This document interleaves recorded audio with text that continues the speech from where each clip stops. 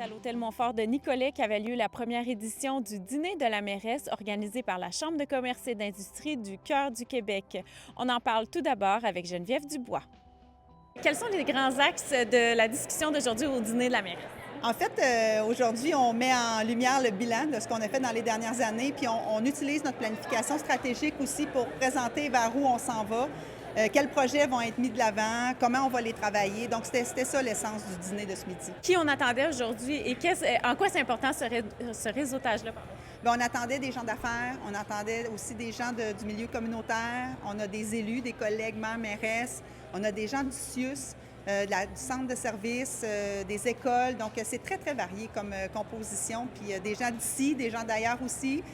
On explique en partie aussi comment on peut faire des affaires avec Nicolette. Fait que moi, si j'étais assis dans la salle, je prendrais des notes pour déposer des projets en lien avec notre vision. Donc, c'était vraiment ça. C'est un beau rassemblement qui permet de mettre la lumière sur ce que Nicolette fait. En ce moment, on vit 3 crises simultanées, crise des changements climatiques, crise aussi économique, c'est beaucoup d'instabilité et défis sociaux, itinérance, santé mentale, logement. Donc, la transition socio-écologique, c'est vraiment de prendre ces 3 défis-là, puis d'y travailler, puis d'y amener des actions, puis des solutions. Et ça, c'est une première au Québec. On va avoir le pavillon d'innovation qui va être situé sur le carré Cloutier.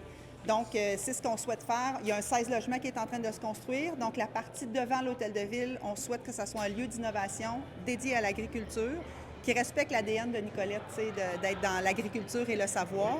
Puis combiné à ça, il y aura des terres témoins, donc des terres qu'on va pouvoir utiliser pour faire des expériences, des tests. On a déjà des terres à la ville qu'on loue à des agriculteurs qu'on va récupérer en 2027. Et c'est 12 hectares quand même, donc ces terres-là pourront servir à tester de la machinerie agricole électrique, entre autres, des nouvelles cultures qui sont plus résilientes face au changement climatique ou d'autres tests qui devront être en lien avec l'agriculture. On va mettre sur pied aussi une société de développement économique. On veut vraiment reprendre le pouvoir de notre développement chez nous, autant économique, mais aussi saisir les opportunités immobilières qu'on pourrait avoir. J'ai annoncé aussi qu'on souhaite maintenant offrir des crédits de taxes plus en lien avec le logement abordable. On sait qu'il y a des projets qui se font. On en a 16 logements avec le programme FAC du gouvernement. Des fois, il y a des délais, c'est plus long. Donc, on préfère maintenant, parce que des crédits de taxes, en fait, ça sert à financer ce qu'on veut voir dans une ville. Et là, ce qu'on veut voir, c'est du logement abordable. Donc, les promoteurs qui développeront des projets résidentiels devront aussi intégrer 10 de logement abordable. On a décidé d'intégrer l'intelligence artificielle dans nos pratiques. Donc, la Nicolette, c'est une assistante virtuelle, 24 heures sur 24, 7 jours sur 7, qui va guider les gens dans leurs recherches là, sur le site Internet ou répondre aux questions sur Messenger aussi. Là. En quoi est-ce important et primordial de faire un dîner de la mairesse ici à Nicolet aujourd'hui?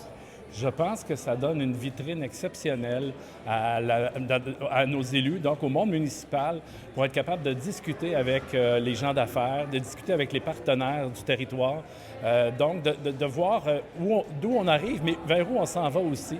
Donc, c'est important. Les gens, c'est une communauté d'affaires qu'on a du côté de tout le territoire. Là. Ici, Nicolet-Bécancour et plus loin. Et là, c'est important que cette communauté-là aussi sachent vers où les municipalités se dirigent pour savoir s'ils veulent faire des affaires avec les villes, entre autres, parce que les villes accordent des contrats, plusieurs contrats. Et donc, en appel d'offres, de savoir aussi à quoi s'attendre, puis vers quoi, c'est quoi les valeurs aussi de nos organisations. J'imagine que c'est un peu la même chose de votre côté, du côté de vos membres.